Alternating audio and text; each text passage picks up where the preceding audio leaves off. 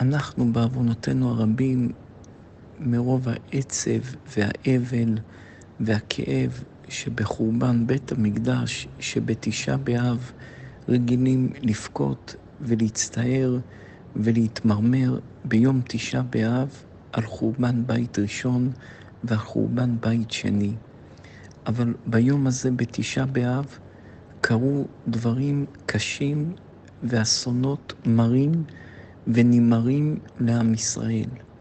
אחד הדברים הקשים שקרו לעם ישראל זה היה ההריגה הקשה והטבח והשפיכות דמים הקשה והחמורה ביותר שהייתה בעיר ביתר. והמדרשים שמספרים על העיר ביתר הם מדרשים רבים ומדרשים קשים, וכמה שנרבה ונדבר על מה שקרה בביתר, הזמן יכלה ולא יכלו הסיפורים והדברים שרבותינו הקדושים מספרים על העיר ביתר. והמוסר שצריכים ללמוד מכל מה שקרה בעיר ביתר הוא מוסר גדול ביותר. ואפשר ספרים על גבי ספרים לכתוב על מה שקרה בביתר ולדבר עשרות שיחות מוסר ועשרות שיחות נפש על מה שקרה בביתר. אבל לשבת ולהתחיל לנתח ולדבר, הזמן יכלה והסיפורים והמדרשים לא יכלו. לכן כמה דברים שבנפש שלנו בראש, בתוך הדיבור, אנחנו מדברים בקול לכל בני עדתנו העיקרים והחביבים, וכל אחד ייקח את המוסר וכל אחד ייקח מה שקשור לנפש שלו וישים את זה חזק בנפש שלו.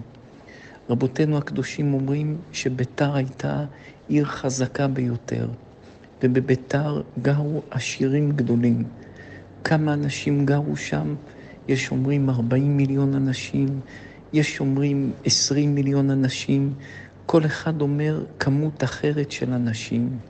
וזו הייתה עיר חזקה, עיר של עשירים, עיר של אנשים מוצלחים, עיר של אנשים נבונים, עיר של אנשים גדולים בתורה, עיר מיוחדת, עיר שכל האליט של כל עם ישראל היו גרים בביתר.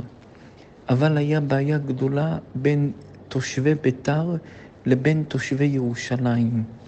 אנשים שהיו גרים בביתר הם היו מאוד מוחזבים מיושבי ירושלים. יושבי ירושלים היה להם את בית המקדש והיה להם את בית השם שם, והם היו מתנהגים בעסקים בצורה לא מספיק הוגנת עם תושבי ירושלים.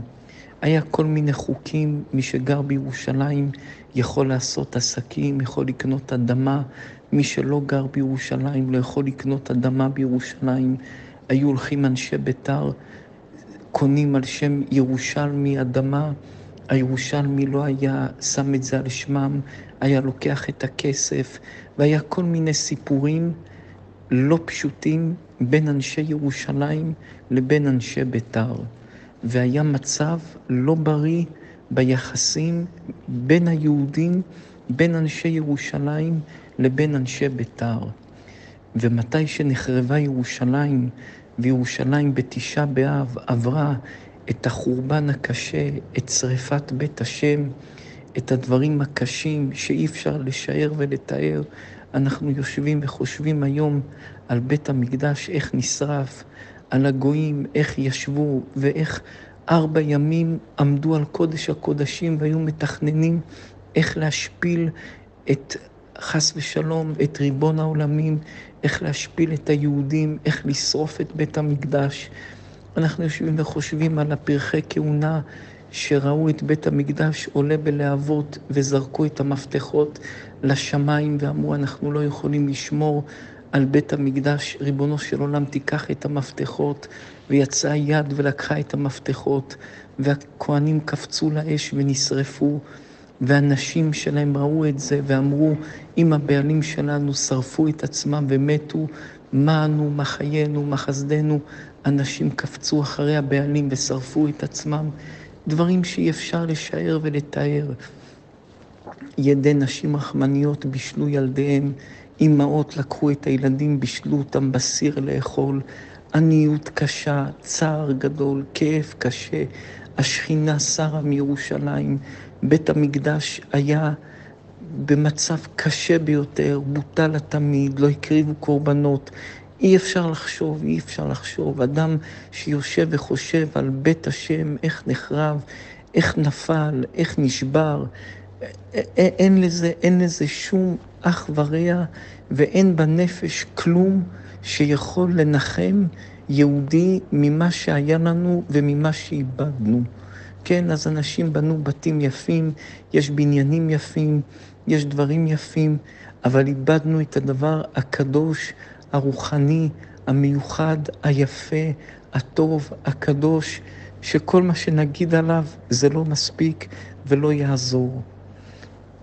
אבל היה מתח גדול עם אנשי ביתר, בזמן שאנשי ירושלים בחו והכל נחרב, ולקחו את כל תושבי ירושלים לגלות, ולקחו את כל תושבי ירושלים לדברים הקשים ביותר.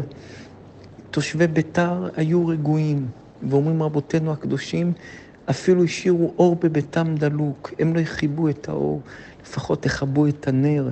אחים שלכם מתים, אחים שלכם נטבחים, בית השם נחרב, הר הלבנון, ירושלים נחרב, בית המקדש נחרב, תבכו, תצטערו. הם לא הצטערו, כאב להם, אבל בלב שלהם הם היו אומרים, הירושלמים הגזימו, הירושלמים עשו דברים לא טובים, הירושלמים פגעו בנו, הירושלמים גנבו לנו. כל אחד נזכר, הוא פגע בי, הוא לקח לי, הוא עשה לי, ולא היה כאב אמיתי ולא היה צער גדול. ואז היה באותה תקופה בירושלים, באזור של ביתר, שליט אכזר, שליט רע, שהיה שליט יותר רע מנבוכדנצר ונבוזראדם. אספסיאנוס, הוא היה אדם אכזר, אכזריות גדולה ביותר. והוא היה שם את העין שלו על ביתר, איך לפגוע בביתר ואיך לפגוע ביהודים של ביתר. אבל היה לו בעיה קשה ביותר. בביתר היה אדם שקראו לו בר כוכבא, שבר כוכבא היה חזק מאוד. ובר כוכבא היה אדם בעל כוח עצום, והיה לו 400,000 חיילים, שכל חייל היה חזק מאוד מאוד. ואחד הדברים שבר כוכבא היה עושה כביכול טירונות לחיילים שלו, זה כל חייל היה צריך לקחת את האצבע ולשים אותה באש שתישרף, וירדו 3 טיפות של דם, והדם בכלל לא יתרגש. עד שחכמים אמרו, זה לא דרך, זה לפגוע בגוף של האדם, זה לא דרך. ואז ביטלו את זה, ובר כוכבא במקום זה עשה טירונות אחרת, שכל חייל רץ ולוקח גלוסקסטרה, לוקח אבן גדולה, שהאבן ההיא זה היה פעם במקום פגז, ובתוך שהוא רץ עם הסוס, חוטף גלוסקסטרה שזורקים עליו ומחזיק אותה ביד. המדרש אומר, היה 200,000 חיילים ששמו את האצבע באש וירד 3 טיפות וזה לא הזיז להם, ו200,000 חיילים שהחזיקו פגז ביד ברגע שזרקו עליהם ולא פחדו מהפגז והחזיקו אותו ביד. גלוקסטרה זה היה אבן גדולה, באותם ימים זה היה במקום פגז. ו400,000 חיילים האלה, אף אחד לא העז להתחיל עם בר כוכבא, ואף אחד לא העז להתקרב לביתר. החריבו את ירושלים, אבל לא העזו להתקרב לביתר. ביתר הייתה חזקה, הייתה עשירה, והיה לה צבא חזק, והם היו חזקים, והיו עם כוח עצום, והיו עם עושר עצום, והיו עם בר כוכבא שהיה חזק ביותר. ועד כדי כך היה חזק, שרבי עקיבא אמר לו שהוא מלך המשיח. רבי עקיבא טעה בו, ורבי עקיבא האמין שהוא מלך המשיח. רבי עקיבא ראה את הכוח שלו, וראה את העוצמות של בר כוכבא, וראה את היכולות העצומות של בר כוכבא, ורבי עקיבא האמין שהוא מלך המשיח. מרוב הגדולה והכוח והכוחות נפש העצומים שהיו לבר כוכבא, הוא התחיל להאמין שהוא דבר גדול. וכך קורה לאנשים, מתי שהם עולים לגדולה, הם שוכחים מי האלוקים. הם שוכחים מי בא לעולם. הם שוכחים מי אמר ויהי העולם. ובר כוכבא התחיל להאמין בעצמו. מרוב הכוח שלו ומרוב הצבא ומרוב היכולות ומרוב העוצמות ומרוב הכל, הוא התחיל להאמין בעצמו. עד שיום אחד הוא עמד ואמר, אלוקים, אל תעזור לי ואל תפריע לי. אני לא צריך ממך עזרה. אל תעזור לי לנצח את האויבים ואל תפריע לי לנצח את האויבים. תיתן לי להתמודד לבד. ההתנהגות שלו חרגה, התנהגות של אדם שהוא רוצה להיות ירא השם. אדם שהוא ירא השם צריך להיות נכנע, לא גבה ליבי ולא רמו עיניי ולא הלכתי בגדולות ובנצורות ממני. דוד המלך שהיה איש מלחמה, שלא היה שום אדם בעולם ברמה של האיש מלחמה של דוד המלך. דוד המלך עד גיל 70 נלחם עד יום אחרון של מותו, היה אחד הלוחמים הגדולים שההיסטוריה ידעה, היה דוד המלך. גם את האריה וגם את הדוב עיקה. אריה שבא לדוד, דוד שיסע אותו. דוב שבא לדוד, דוד שיסע אותו.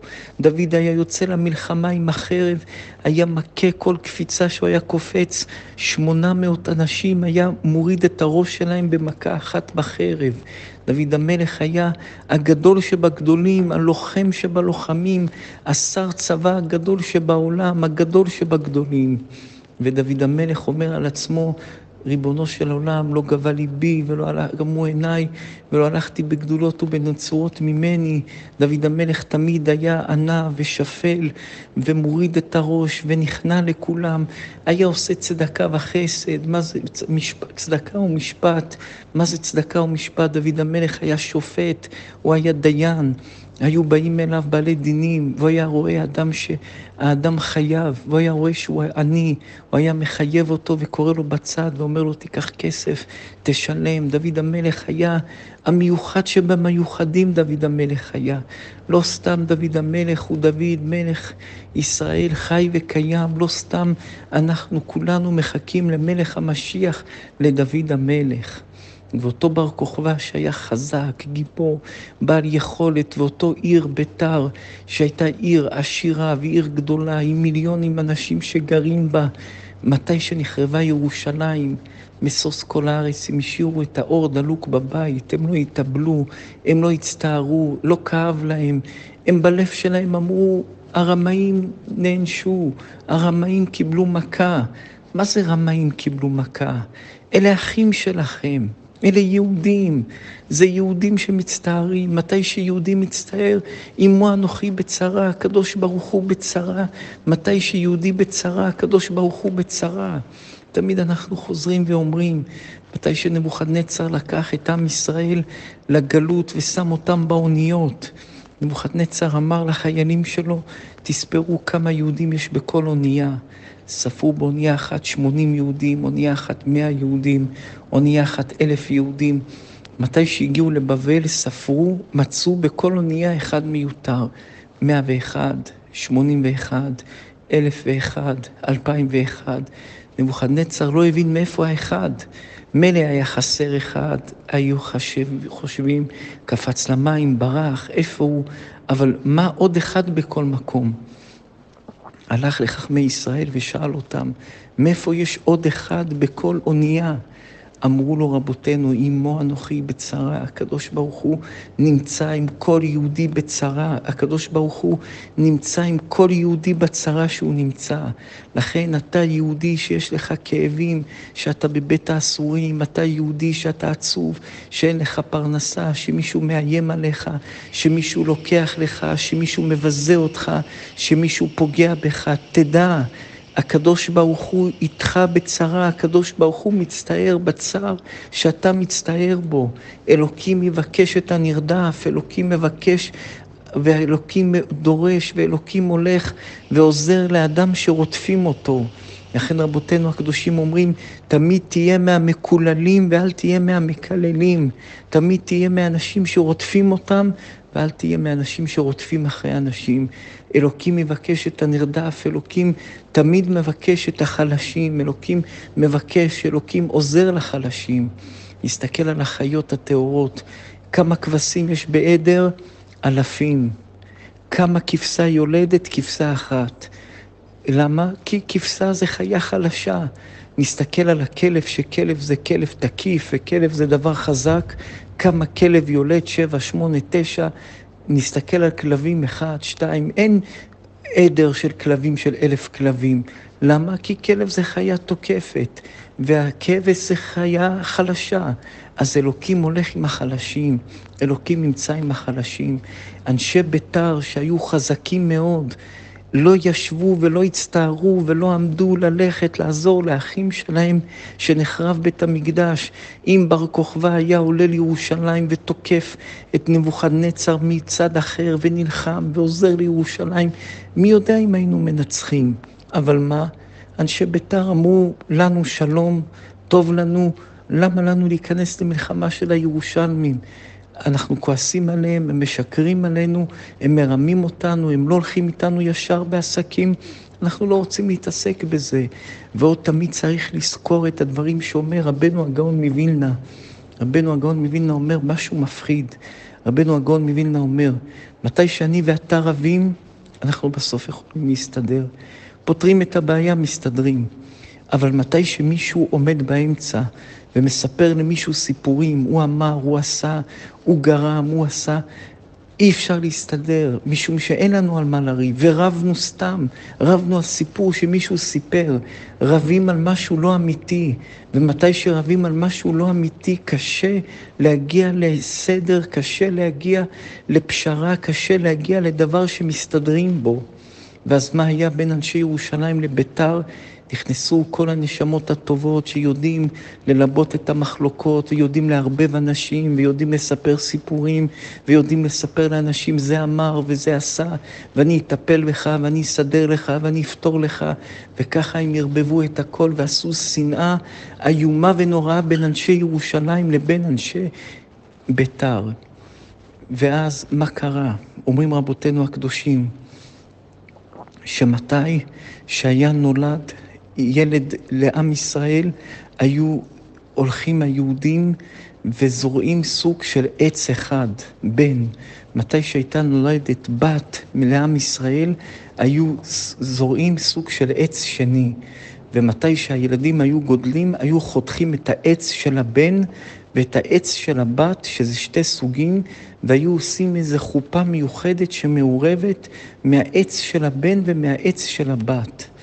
יום אחד ביתו של הקיסר הלכה בביתר, נסעה בביתר עם החיילים והשומרים שלה, ונשבר לה הכרכרה. השומרים שלה הלכו ושבו איזה עץ ובנו את הכרכרה, את הגלגל שנשבר, סידרו את הגלגל. קמו כל יושבי ביתר והתחילו להכות אותה, להרביץ לה, לשבור להם את הכרכרה, להרביץ לשומרים. מה אתם שוברים? את העץ של הילד שלי. העץ של הילד שלי זה של החופה שלו. זה עץ של החופה, למה אתם שוברים את העץ של החופה? הקיסר כעס מאוד, והקיסר רצה לעשות רע לתושבי ביתר. וצר על ביתר 3 שנים. 3 שנים עשה מצור על ביתר. אבל הוא לא יכל לעשות כלום לביתר. בר כוכבא חזק, גיבור, 400 חיילים. החיילים האלה היו יכולים להחריב את העולם. הקיסר לא יכל לעשות כלום. אומר המדרש, הקיסר הגיע לקנייה. חיפש דרך איך להתפשר עם היהודים, להגיע לקנייה ולעזור את בר כוכבא ולעצור ולא לעשות כלום. הוא הבין שהוא לא יכול לעשות איתם כלום. הגיע ערב 9 באב. בא איזה קוטי גוי לקיסר, ואמר לקיסר, אני יכול להביא לך את היהודים ולהכניע את היהודים ברגע, אבל תיתן לי איך לעשות את זה. שאל אותו הקיסר, איך? אמר אותו יהודי, אותו קוטי, אותו גוי לקיסר, כל עוד שהתרנגול חי, היהודים ינצחו אותך, תושבי ביתר ינצחו אותך. מתי שהתרנגול ימות, אתה תנצח אותם. שאל אותם הקיסר, מה זה התרנגול? אמר להם, רבי צדוק הוא קדוש עליון, וכמו שהגמרא אומרת, 40 שנה צם רבי צדוק שבית המקדש לא יחרב. ועד כדי כך הוא היה קדוש וצדיק, שהוא היה אוכל רק בלילה 40 שנה. ומה הוא היה אוכל? תמר. ומתי שהוא היה בולע את התמר, היו רואים בגוף שלו איך התמר עובר לאורך כל הגוף שלו, משום שכולו היה שלד עצמות, 40 שנה הוא לא אכל כלום, רק מלילה ללילה תמר הוא היה אוכל. אמר אותו קוטי לקיסר, אותו גוי לקיסר, אם תהרוג את רבי צדוק, ואם רבי צדוק לא יהיה חי, ניצחת את ביתר. הוא אמר לו, איך נהרוג את רבי צדוק? איך נפגע ברבי צדוק? הוא אמר לו, אני אפגע ברבי צדוק. הלך אותו קוטי, התחפש, אותו גוי התחפש, נכנס לתוך ביתר. רבי צדוק היה בישיבה, לומד תורה, פרוש מהעולם, כולו דבק בשם, כולו בעולמות העליונים, כולו אומר קבו, כולו דן בדברים קדושים, כולו נמצא במקומות מרוממים, והקוטי הזה, הגוי הזה, התחיל לדבר איתו. רבי צדוק בכלל לא שמע מה הוא מדבר. רבי צדוק היה עסוק בדברים קדושים, בדברים רוחניים, במרכבה של הקדוש ברוך הוא, באופנים וחיות הקודש, בדברים קדושים, והתעלם ממנו. מתי שהוא יצא משם, באו לבר כוכבא, ואמרו לבר כוכבא, רבי צדוק משתף פעולה עם האויבים, עם האנשים של הקיסר, הוא מגלה להם מה קורה בתוך העיר. בר כוכבא היה משפחה של רבי צדוק, קרא לאותו קוטי, קרא לאותו גוי, אמר לו, תגלה לי מה דיברת עם רבי צדוק. אמר אותו גוי לרבי צדוק, לבר כוכבא, אם אני אגלה לך טוב, אבל המלך, הקיסר יהרוג אותי. ואם אני לא אגלה לך, אתה תהרוג אותי. לכן אני מעדיף עוד זמן לחיות, אני אגלה לך ושהקיסר יהרוג אותי. הוא אמר לו, מה דיברת עם רבי צדוק?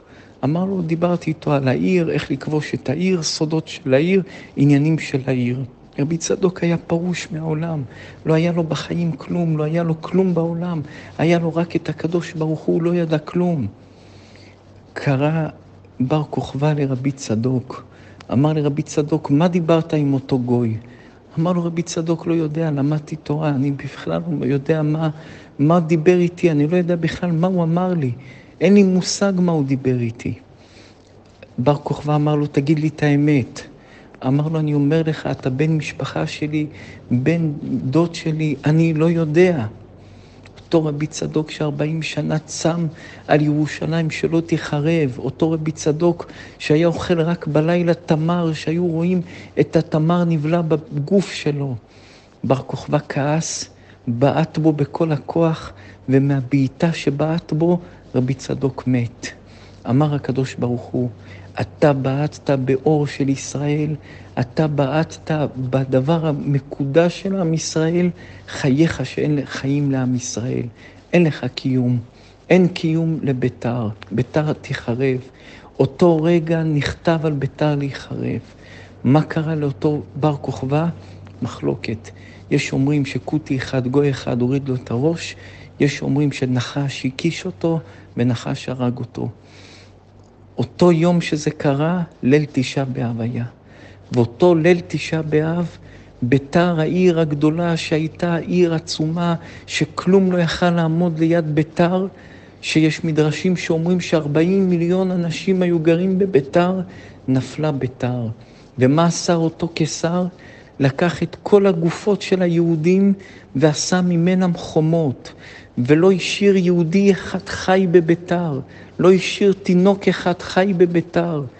ורבותינו הקדושים אומרים, שנים הכרמים של היינות של אותו קיסר היו משקים אותם מהדם של היהודים, שהיין יהיה יין טעים מהדם של היהודים.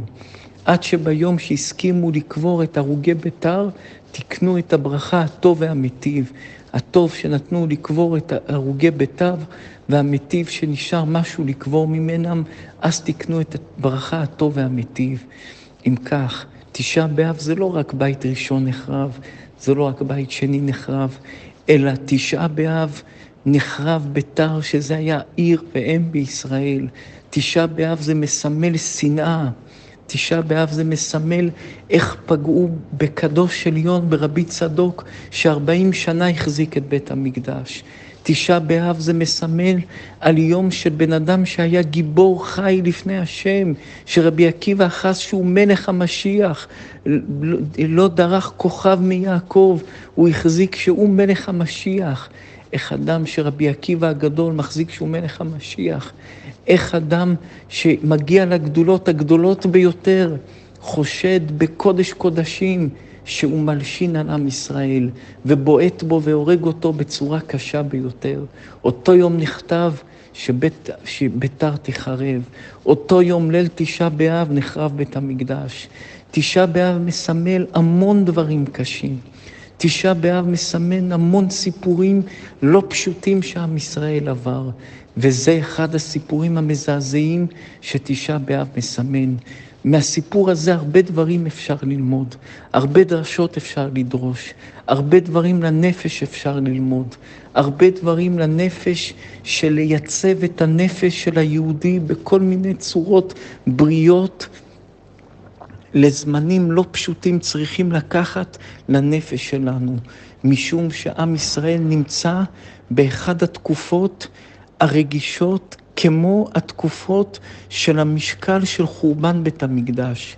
קורים בעולם הרבה דברים במשקל שקרו בזמן של חורבן בית ראשון ושל חורבן בית שני ושל החורבן של ביתר העיר. אבל דברים מודרניים, לא דברים של פעם. פעם לא היה טלפונים, פעם לא היה רדיו, פעם לא היה איך להעביר דברים בצורה כזו או כזו, אבל הדעות נשארו אותם דעות, המחשבות נשארו אותם מחשבות, החשדות נשארו אותם חשדות, התפיסות עולם נשארו אותם תפיסות עולם. העולם השתנה, הראייה השתנתה, המחשבה השתנתה, הכל השתנה. אבל בימים ההם, בזמן הזה, הכל נשאר אותו דבר בזמן הזה. לכן, מהסיפור של חורבן ביתר, שהייתה עיר ואם בישראל, כמה מוסר לנפש וכמה כוחות לנפש שכל יהודי צריך לשאוף. את כל אגדות חז"ל. חז"ל לא סיפרו לנו את האגדות שיהיו ספרי היסטוריה שנשים אותם היסטוריה. חז"ל סיפרו לנו את אגדות חז"ל שכל שנה נלמד אותם ונחזק אותם ונבנה בהם את הנפש שלנו ונייצב בהם את הנפש שלנו ונשמור את הנפש שלנו לחשוב במחשבה זכה וברה ונסתכל על החיים בצורה בריאה ובצורה נכונה. למה הקדוש ברוך הוא נתן לנו את התנ"ך? למה הקדוש ברוך הוא נתן לנו את הגמרא? למה הקדוש ברוך הוא נתן לנו את המשנה? מה אנחנו צריכים ללמוד את הגמרא? שור שנגח את הפרה. מה יעזור לנו שור שנגח את הפרה? אין היום שברים מסתובבים ברחוב. אין היום פרות מסתובבים ברחוב. מה יעזור לנו הבית והעלייה? מה יעזור לנו כל הגמרות שיש היום? מה יעזור לנו כל המדרשים על ביתר, על תשעה באב, על חורבן הבית, על הבנים של רבי ישמעאל כהן גדול, איך הרגו אותם, הבנות של רבי ישמעאל כהן גדול, איך מתו, על 10 הרוגי מלכות, איך מתו, מה זה יעזור לנו? כן, זה עוזר לנו. הלימוד הזה מלמד אותנו, הלימוד הזה מייצב אותנו, הלימוד הזה מייצב את הנפש שלנו, הלימוד הזה מיישר את המחשבות שלנו, הלימוד הזה בונה לנו נפש חזקה ודעת נכונה, שעם הדעת הזה נדע איך להסתכל על החיים בצורה נכונה, כי החיים מתאים ביותר. החיים נראים בצורה שונה מהמציאות שהחיים באמת. ואדם צריך לראות את החיים במשקפיים של היהדות ובמשקפיים של התורה. ומתי שאדם רואה את החיים במשקפיים של היהדות ושל התורה, השם איתו בכל מעשה ידיו. רחמים, רחמים, רחמים, רחמים מהקדוש ברוך הוא. בשורות טובות.